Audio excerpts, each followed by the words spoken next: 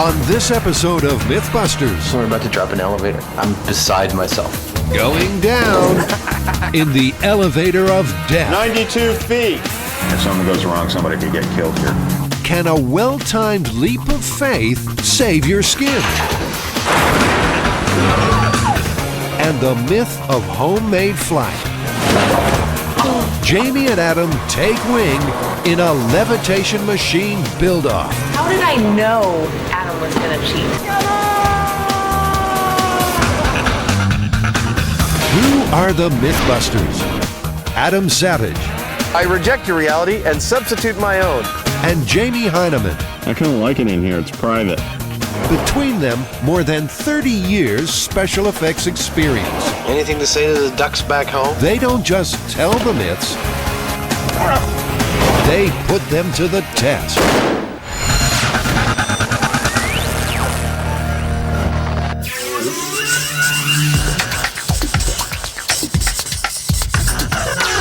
Looks like we grabbed another one off the Discovery fan site this time. Yeah, apparently a viewer saw an ad in the back of a magazine that advertised that you could build a levitation machine using 3 vacuum cleaner motors and it would lift 150 pounds. A levitation machine. A levitation machine. The MythBusters have dug one up from the good old days when a $1.50 bought you X-ray vision. Rubber vomit was 99 cents. And holy cow, a hovercraft cost just $5.50. This story emerged from an ad from an old magazine. The idea is that anybody can create what is considered to be alternative technology in their own home, separate from big business and from government. So in some dusty magazine, there are plans for a mythic self-propelling levitation machine made from ordinary household items like vacuums. Jamie and Adam never found those plans, but that won't stop them trying to build one. Yeah, I think it's true. I know it's true. It's going to be something really fun to build. And I think Jamie and I can actually add something to the whole industry of vacuum cleaner levitation. I'm reasonably certain that this myth is not true. Jamie doesn't think it's true? Pete Anderson is the vacuum man. He's been repairing these suckers for 30 years. I fix 90% of the vacuums on the market, and you name it, I do it, you know. I can take them apart and put them back together in no time. With such a wealth of knowledge, Pete wisely guards his secrets closely. So, Pete, it sounds like you're rummaging around. Can we come back there? No, Please? no. Then we're coming in to get you. Then I'll have the vacuums attack you. Pete eventually weakens and agrees to reveal the secret of the vacuum cleaner pump. Adam is in heaven. Right. Then it shoots it into this one here, Which pulls it in. and then it directs this air right into this baby. The magic of it all seems strangely lost on Jamie. Until... Electricity! See if it works. Here we go.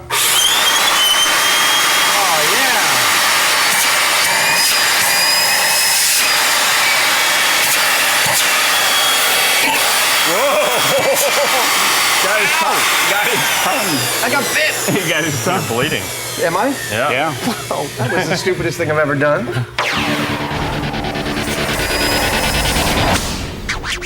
We're going to have to stitch your mouth shut, I think, for this. Nah, you wish. And that was the end of Adam's television career. No. Dude, this is a show. It's like 4 minutes of science and then 10 minutes of me hurting myself.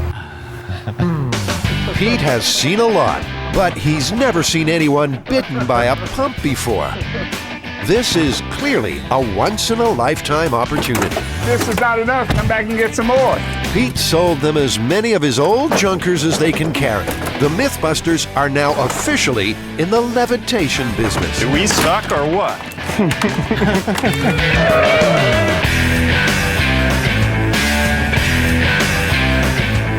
Well, the myth says that you can levitate yourself with the motors from 3 vacuum cleaners.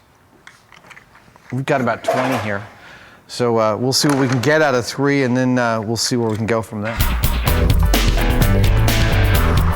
And so begins the delicate job of extracting pumps.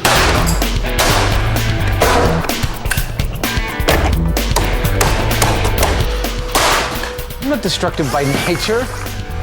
If you watch the time lapse of what we just did, he was the first one to take one of his vacuum cleaners and smash it on the ground. I just enjoy it. Do you ever see Jamie enjoy anything? Now the MythBusters have to turn destruction into construction. Whoa, that's hardcore. Well, that'll never fly. This is gonna fly inside of half an hour. Adam's rigged 3 engines together. They'll glue a bag to the base to harness the blowing power, cutting holes so it doesn't burst like a balloon. It all seems too easy. Oh, look at that. Oh yeah. Let's try it. Yeah, baby! Whoa!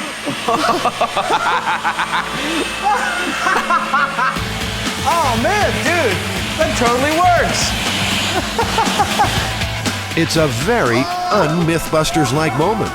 They've built an invention and nothing has gone wrong. Ah, that's more like it. You want to lie there for a minute or you want to get up? Adam is soon back on that horse, and it seems they're riding a winner. Oh, I think you're gonna have to hold me tighter, Jamie. I think we busted it. Well, I think that worked really well, actually. I see no reason that you couldn't call a hovercraft a type of levitation device. Yeah, I think we've definitely done something good here. If they wanted to quit while they were ahead, this would be a good time. But of course, that won't happen. I have gleaned a lot of information from this test, but I think I ought to keep it to myself. I think maybe you ought to take what you think you've learned from this test, and I'll take what I think I've learned from this test, and let us build our own machines and see how we can do against each other. I'd say that's a wonderful plan, Adam. The challenge is set. Who can build the best self-propelling levitation machine out of parts found around the home? It's a battle of wits and egos. But before construction starts, they'll drop in on another myth. It's one of the great what-ifs of modern living. What if the elevator you're riding suddenly plummets down the shaft? Can you save yourself? The MythBusters are about to find out.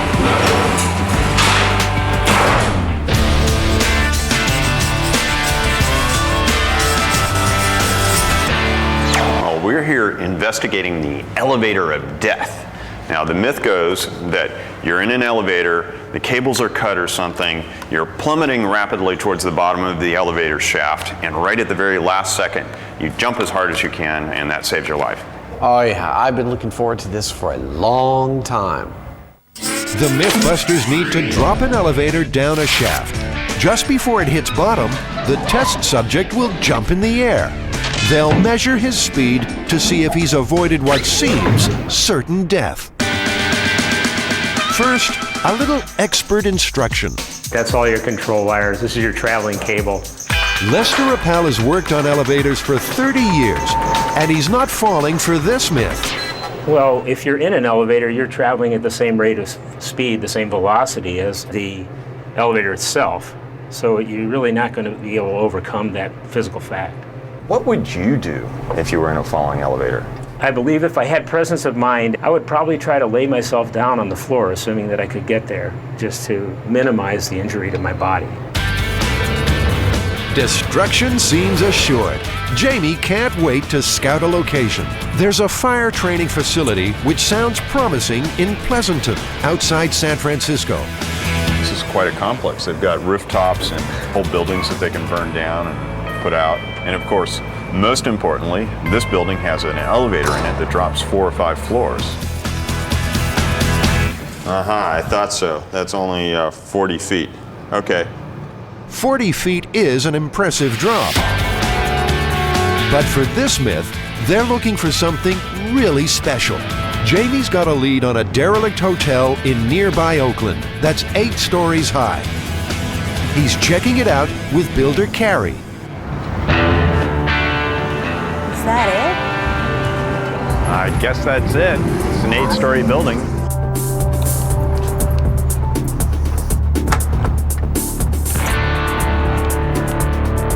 Thank you, sir. The grand old Hotel Royal was built around 1910. She ain't so grand anymore and is scheduled for demolition. Oh my God. Since we're here anyway, can we film a horror movie? Yeah. They found the elevator, but it's not going anywhere fast. There's the motor. What's left of it. It's an elevator. Yeah. Yeah, that feels like steel. I don't know whether it'll stand up to a 8-story drop without crushing. Getting the elevator working will be no small task. The cables haven't moved in years, and the motor is a wreck. In theory, if we could tie power onto that, we would have a working elevator. The cables and everything are here. It's a little rusty, but if we can get it to work, it's going to be perfect. Barry, we're going to go on up to the top, I think. Don't leave me alone. Oh my God. It's a long, long way to the top of the shaft. 8 floors, 9 counting the basement. 92 feet to the top of the pulleys. 92 feet to the dead bird. A 92-foot drop, 1,500 pounds of elevator car. It looks like they have their location, but have the MythBusters bitten off more than they can chew? I don't know. It's kind of scary. The levitation machine challenge is a go. In the red corner, Team Savage, Adam, Tori, and Christine. In the blue, Heinemann's heroes, Jamie, Scotty, and Carrie. Each has a budget of $500 and 2 days to build a flying, self-propelling levitation machine out of household items. Then they race for glory. The secret plans are, we're gonna do 3 pads like this. We're gonna have a leaf blower back here. I got a whole bunch So we're not using any of the vacuum motors? Okay. No. To improve stability, Adam's craft will have 3 connected bases, like lily pads. He'll mount the seat and engines on top. Check it out. And it will have a little more kick than your standard vacuum cleaner. 180 miles per hour, 360 cubic feet per minute. Leaf blowers, 2 big, expensive ones. Adam's blown away his entire budget. And possibly Jamie, too. Adam's plan is for one blower to provide lift and the other propulsion. The question is how to mount these puppies up so that 1, there's control, 2, there's some aerodynamics, 3, there's some stability. Like I want to be here. Okay. Christine's come up with a new, stronger skirt to capture the air. Come on, machine, don't jam up on me. I feel like I'm doing crafts in kindergarten. In just 2 hours, Team Savage has the first pad ready to test. All right. You ready?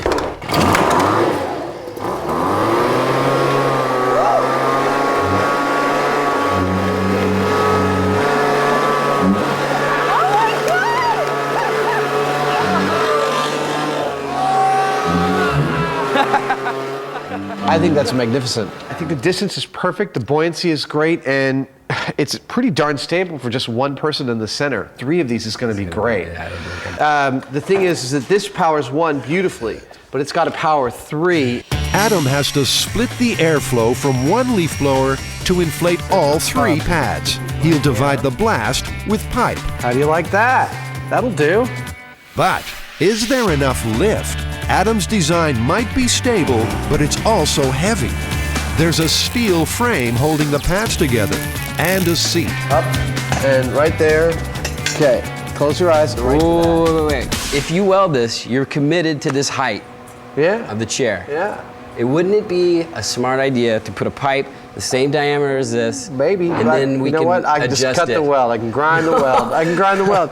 Place it up there. This is what I have to deal with. This is what it's like to work with me. We're gonna get it done.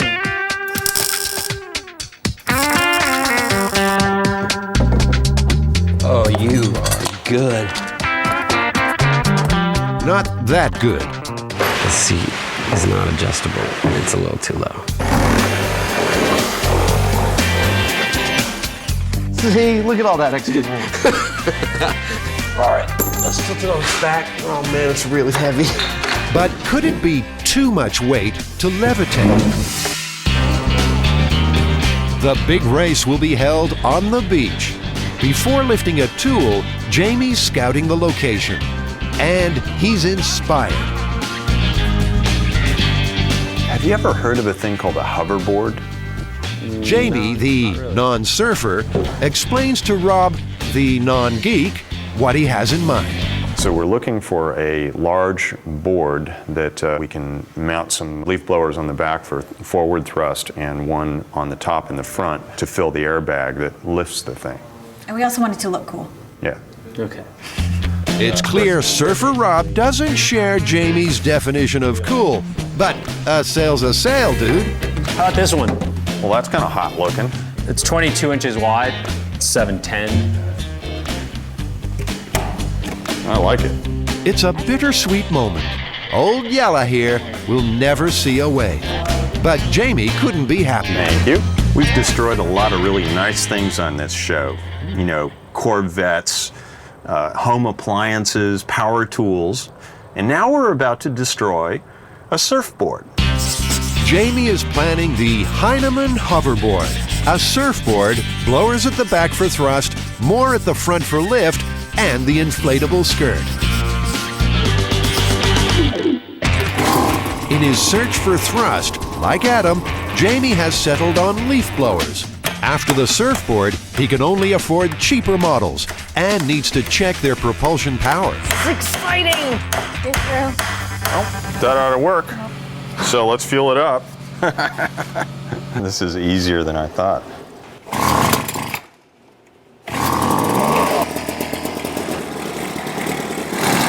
This kind of looks like Wile E. Coyote or something, doesn't it? This is officially the silliest rig in myth-busting history. It's taught them immediately that combining inline skates and a backpack makes Jamie giggle like a schoolgirl. The second lesson, this simple rig actually works.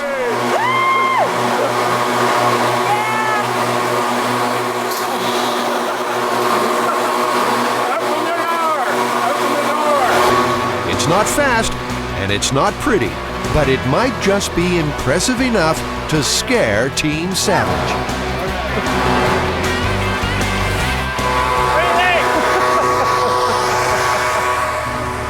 Well, I'm glad he's not wasting his time or anything. I've got a nearly completed hovercraft in there. Jamie's like cruising with the girls. Look, just cruising with women. That's all he's doing. I don't have a damn thing to worry about. His silly little backpack thing? He's like the hunchback of M5. Jamie's team's already lost. They just haven't been informed yet. To Adam's mind, propulsion will be a breeze. Basically, I'm gonna be holding on to this thing, pointing it behind me. When I need to turn, I just turn it this way. I turn it that way. It's really simple. Of course, the lily pad flyer is still heavy and still earthbound. It's time to rise and shine if they can.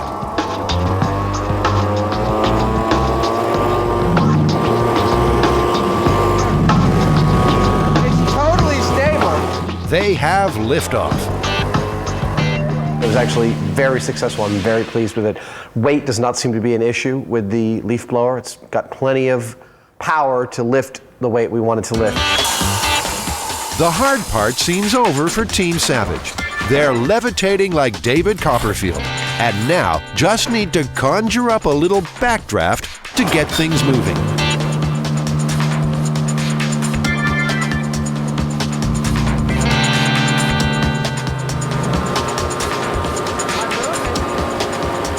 In Adam's mind, right now, he should be blowing along like the first leaves of fall. Team Savage has a problem. Fresh from their successful propulsion test, Heinemann's heroes are working on lift. I'm about to be disowned by every surfer I know. Old Yella is going under the knife.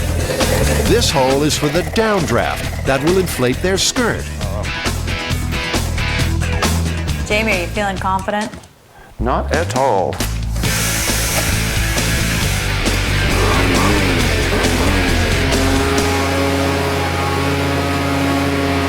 It works. They have liftoff. But they also have a problem. It's like practically impossible to keep it stable. It's less hoverboard than wobbleboard. You're gonna have to have a wider base. That's all I can say, because it's like trying to balance a board on a pole.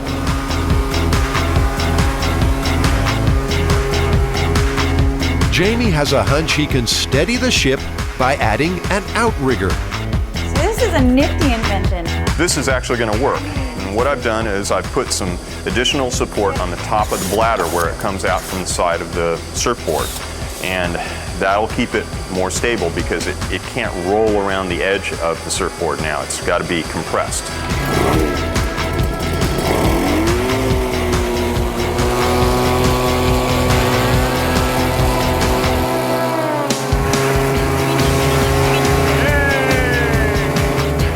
Still is a little bit tippy, but I think when we get a little practice, I should be able to kind of get nice and stabilized, and I think we're good to go. The last component, thrusters, ×3. You know, I kept saying that you were going to come up with something, but in the back of my head, I was going, eh.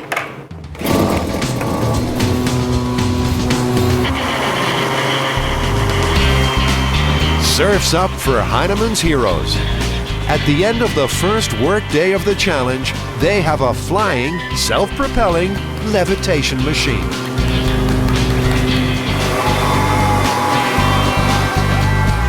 I don't know what the top speed on it is, but it was starting to take off there. And if we get the control set up on this, I think it's going to work like a dream.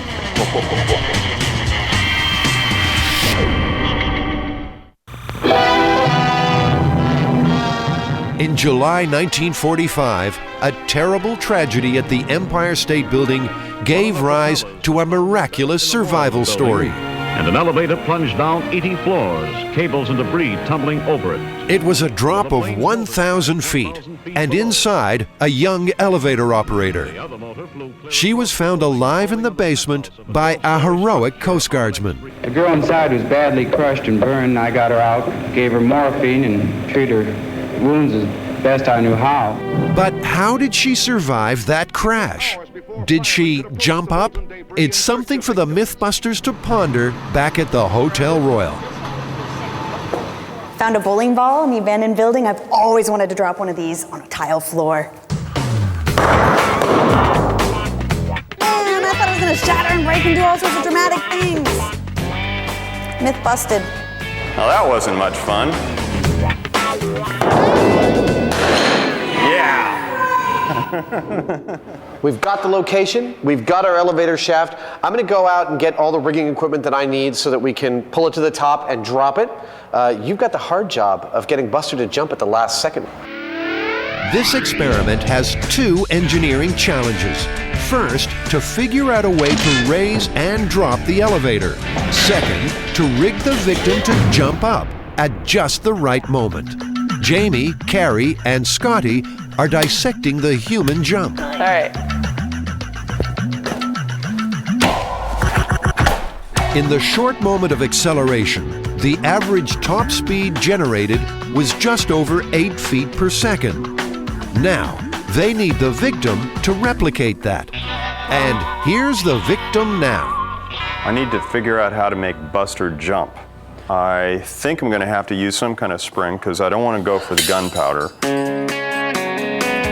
No gunpowder, good news for Buster. Instead, a kind of turbocharged pogo stick, a car spring inside overlapping tubes with a quick release catch. They'll rig Buster to sit on top. Scotty's specialty is working with metal. So in no time, she's created Buster's launcher. giant industrial pogo stick. Nice. The spring is tensioned, and the quick release set. There you go. There, okay. Then Buster is lowered into place. Now that looks like a good jump to me. I'm not sure, but I think we have a pretty good shot at actually launching Buster up in the air pretty good. It's a powerful spring. It's time for Buster to fly. Okay, here we go.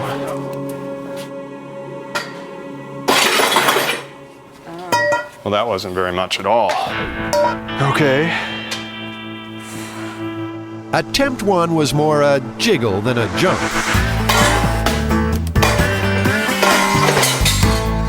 What can I say? Gotta keep tweaking.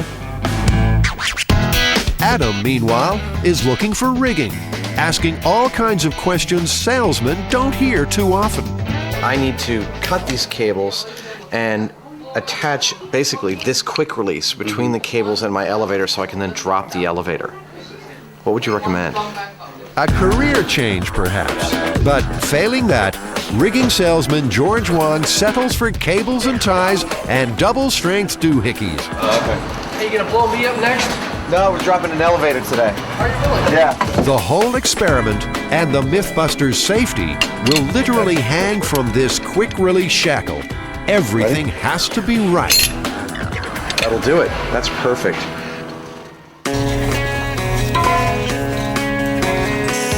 To reduce the pogo stick's weight, Scotty's cutting out as much of the heavy metal cylinder as possible. She's adding a second spring for extra power. And smearing the whole assembly with lard to cut friction. Tastes like French fries.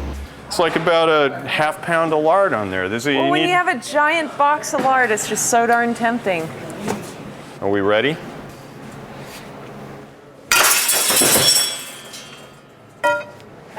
Face plant! About 20 centimeters. It's better, but still not near enough to a human jump. About, I would say about here, which is low. Well, one thing that I can see is that we want to get our gravity kind of directly above the spring a little bit. Balance is one thing, but the real problem is power. Buster needs more spring in his step. If that spring is going to turn up anywhere, it'll be here, somewhere. That looks like that would definitely fit in there. I probably have a pair of vice grips if you need them. There we go. Drop. Got it. Well, that looks like pretty perfect to me. You like it? I love it. Did I do something good today? You did great. Thank you. Good catch. Oh, yeah. Just fits. Yeah. Buster may at last be ready for his great leap forward. All right. Well, that was a good jump. Spirits are soaring. Buster reached a maximum velocity of nearly 12.5 feet per second, compared to Jamie's 8 feet per second. I think that's a good run. I think we're there. That was significantly more than what we got before. He looked like he jumped. They've solved half the elevator of death problem. Getting the Hotel Royals elevator working again lies ahead. Bye-bye. See you later. But first, there's a little matter of a levitation machine build-off. You can come on in and shoot, but you three have to go away. We would change our plans after seeing yours. Just want you to go away. She talks so much trash. Team Savage needs to keep the lily pad flyer under wraps. It's showing all the mobility of a 2x4. Today's task is to work on the propulsion of the hovercraft. You're going to start working on the pads, and I'm going to start working on the fan blades. After laughing at Jamie's propulsion fixation, Adam needs to get his craft moving. And fast. That's it. That's all that's moving the air. His leaf blower needs more bite. Something like this. The fan will sit inside a metal shroud. Its blast directed by rudders at the back. That's not dangerous. Oh my God. It's fair to say this is not strictly design intent for a leaf blower. Adams created a monster. Or is it just a monster problem? Oh. No. That sounds bad. It's just too much torque for this motor. Please don't be too much torque for this motor. It's too much torque. The tiny motor can't turn that big fat. I'm scrapping this leaf blower motor. I'm going to stop trying to repair it and go for something like a chainsaw motor or a low-grade secondhand lawnmower motor. A stickler might point out Adams already spent his $500. Granted, I might have spent over $500 trying to get this to work, but in the end, the full parts list for our hovercraft will still be under $500. How did I know Adam was going to cheat? News of Adam's indiscretion has reached Heineman's heroes. I think we can count on the fact that Adam's handicapped is probably Adam. And just because he gets the lawnmower doesn't mean he's actually going to make it work. We've got to design. If Jamie's mad, he's not telling. You have the wrong show if you want to see backbiting and sniping. On MythBusters, we actually cooperate and enjoy working with each other. For Heineman's heroes, it would be all too easy to abandon the high road and stoop to cheating themselves. So that's exactly what they do. Quicker than you can say dastardly scoundrel, they've bought and fitted another blower to help with lift. Now, if this works the way I plan, the extra lift that we're getting from the extra leaf blower will actually also make the thrust from the 3 leaf blowers more effective. The new improved Heineman hoverboard is a hit and ready to race. That's it. That was the difference. Let's go home. Yeah. Adam will be here all night anyway. For his replacement motor, Adam has settled on a 1-horsepower leaf trimmer. Dude, this is just going to plug right into the fan. I don't have to modify anything. Again, Adam's pushing the motor's limits. Guys ready?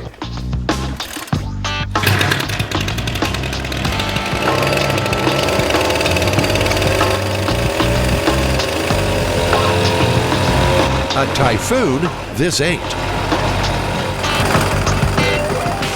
The new weed whacker is actually working fine. It's whacking away.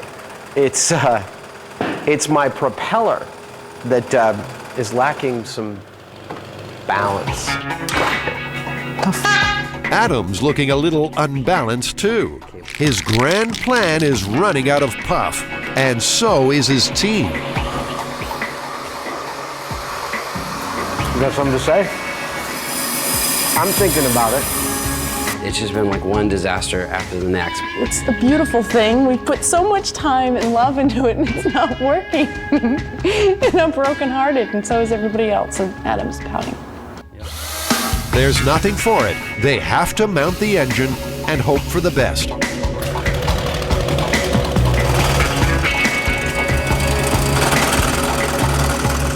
You ready?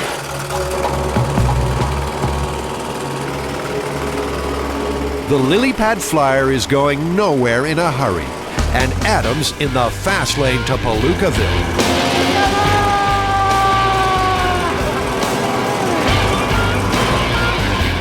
I'm out. I'm out of ideas. I just ran out. Just a second.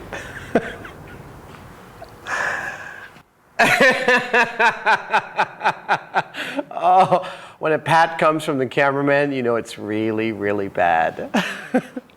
But then, out of desperation, a plan. Pizza box wings. This is great. I really like it. We're at the Icarus part of the evening, and I think you know what happened to Icarus.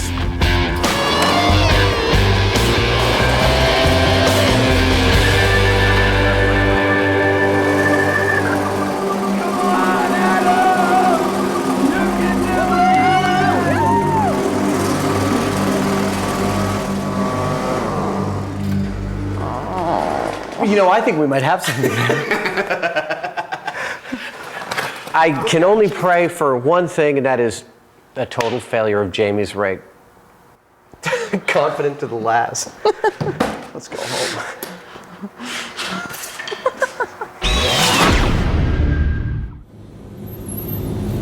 2 words. Nasty. Ugh. It's nasty enough inside the Hotel Royal for the MythBusters to cover up with dust masks. There's the cleanup to be done, and Jamie's got to get the elevator working again. Oh, it's going up. It went up. Did the car go up? Yep. Well, that's a good sign. It is awfully stiff, but it is moving. So where there's movement, there can be improved movement. And I had an idea that I might be able to modify an electric vehicle that I built. It's a prototype that I have back at the shop. It's the same electrical vehicle Jamie used in the 7-Up commercial, but extensively modified. He calls it the Life and Death Machine, or LAD for short. I built a multi-purpose platform that has the electric motors, the gear reduction for them, speed controllers and electronics, and batteries all compacted into as tight of a unit as I could come up with, and then we put these treads on it. Jamie sees the LAD as having applications in firefighting and law enforcement. But today, it's got to lift an elevator.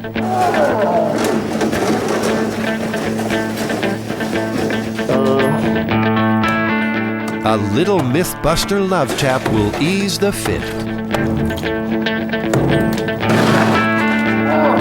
Okay, ready? Hey, that's it. All right. I don't think this thing is going anywhere. You want to turn it on? Let's see if we can move this car. All right. Remember, the elevator hasn't moved in years. That's moving up, okay. Jamie, that looks great. Yeah, baby! Going up, 2nd floor, dust and echoes. Couldn't be happier. Do you have batteries for these? I think Jamie's rig is a classic MythBusters rig. You know, we have to lift an elevator, and Jamie says, well, I've got a robot in the shop that we could modify to lift this elevator. Bring it up about 6 more inches. Hokey pokey, top floor, man, over. Top floor, broken fittings, pigeon poop, and all kinds of danger. Before starting work, Adam secures the car at the top of the shaft. We can't rush it. We don't want to be, doing anything without being in total and absolute control of what's going on. It's nasty. If something goes wrong, somebody could get killed here. Elevators are designed not to fall. Fortunately, the MythBusters wrote the book on disabling safety systems. First up, the emergency brake. When the balls spin around too fast, if the elevator's falling, they lift up and drive out the 2 brakes. So what you're trying to say is you take the balls off, it don't work no more, right? You got it. Let's see. Anticlimactically enough, I believe I've disabled the entire mechanism by removing this simple pin. Well, okay. They're not in free fall mode yet. As well as being cabled to a winch, elevator cars are also linked to a counterweight, which weighs about the same as the car when half full. That keeps the system in balance and the car won't fall. That counterweight just has to go. We are cutting the cable. Stand by.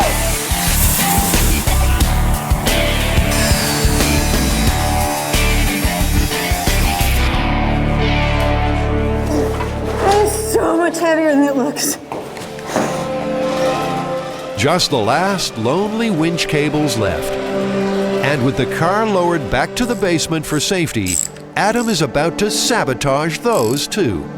This is a 10,000-pound movie special effects quick release. I'm going to attach it to this really big shackle. And when we get upstairs, we'll be able to pull a pin and this whole car will drop. You know, working with these dirty cables, I can't tell you how hard it is not to touch Jamie's white shirt.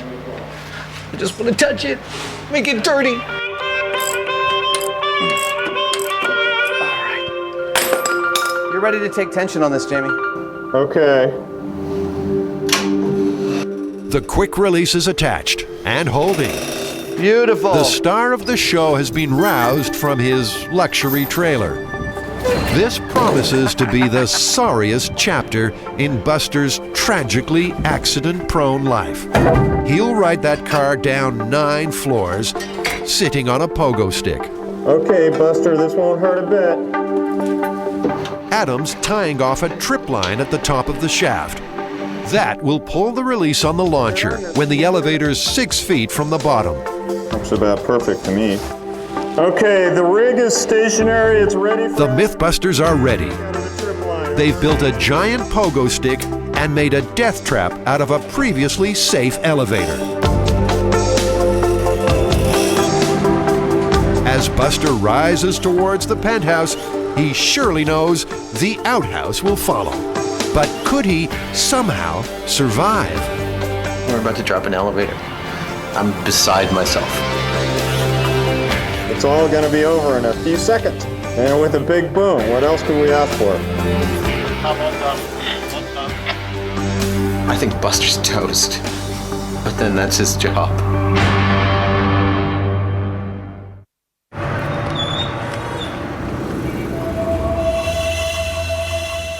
You will die in the elevator. You will die. It is not a good omen, but it's time for the great elevator drop. Can Buster survive a 90-foot fall if he jumps at the last second? Jamie and the team are in the basement. Adam's up top, quick release in hand. I'm terrified, I'm totally excited. All right, here we go. Ready to drop in 5, 4, 3, 2.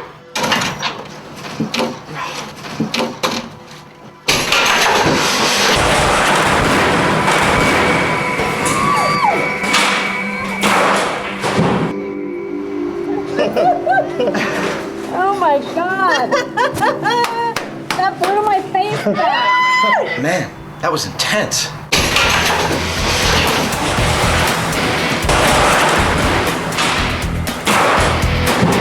That was such a rush. It was just like this enormous blast of air. Oh no.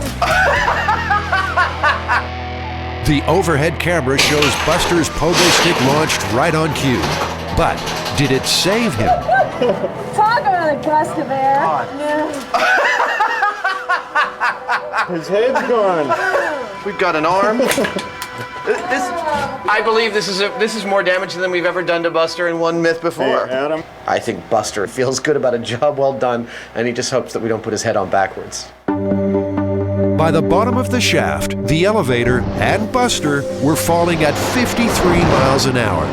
Buster jumped up at 3 feet per second, or 2 miles an hour.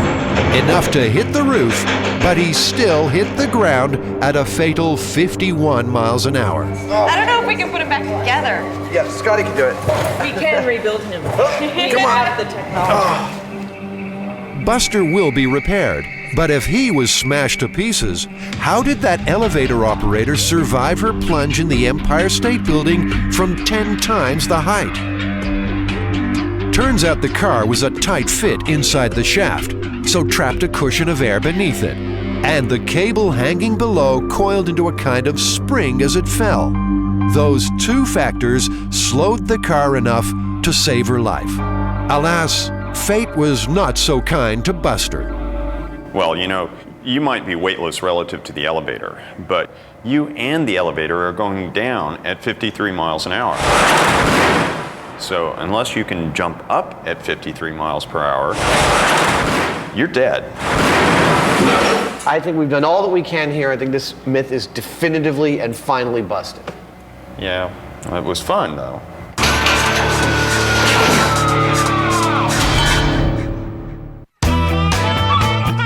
Ocean Beach, San Francisco, a field of dreams. Good day for kicking. For hovercraft builders, it promises triumph. or the sand of defeat kicked in their face. But Adam has a secret weapon waiting in the wings, and he can certainly hold his own in the pre-match psych-out. It certainly is pretty, isn't it? I like the flame decoration on the, what is that, the garbage can, or is that the cowl? Sorry, that would be the ducted fan cowling. Well, Jamie's rig is magnificent in its simplicity. I mean, there is not a wasted piece of wood or anything in this thing. He's got 2 motors, and I've got 5. I'm not sure what that means, but I think it means that I'm going to go faster. The course is 200 yards out and back across sand and water. A grueling test. But by mutual agreement, there's a last-minute concession. Team members can push, but Scotty is homesick. And there's Adam's secret weapon. This race is suddenly wide open.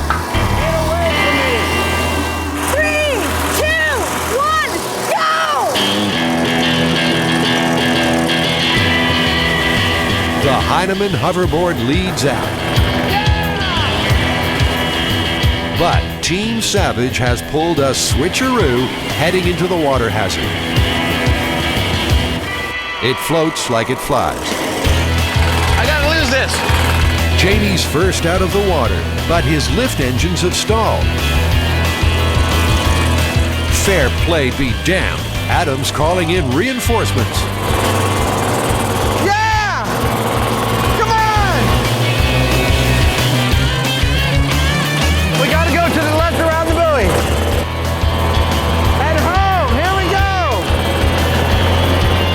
At the turn, Heinemann's heroes are closing in. Woo! We're almost there, we're doing great! Pushing Adam's heavy craft is taking its toll.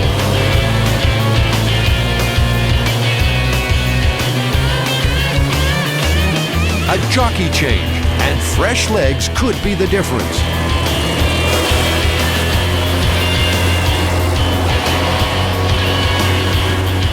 After doing everything in his power to fail, Adam has somehow won.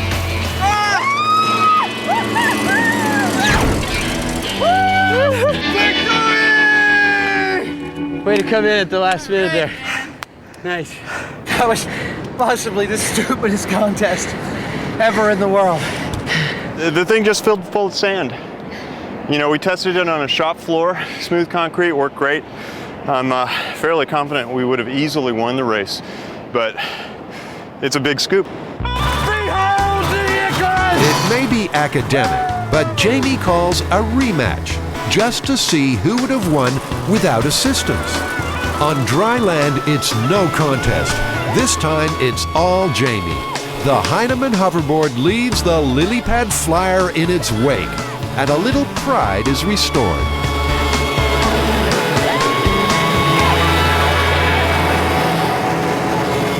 Well, they both suck. But what of the myth? Can you really build a levitation machine out of household items? Well, Jamie, you know, if you ordered these plans out of a catalog to build a levitation machine out of 3 vacuum cleaner motors, we showed that you could do it, and I actually got about 6 inches of levitation. Yeah, but in my mind, it's not really levitation. This is a hovercraft. Well, I'd say, for the record, this myth is plausible, but totally impractical. Yeah, plausible, but impractical.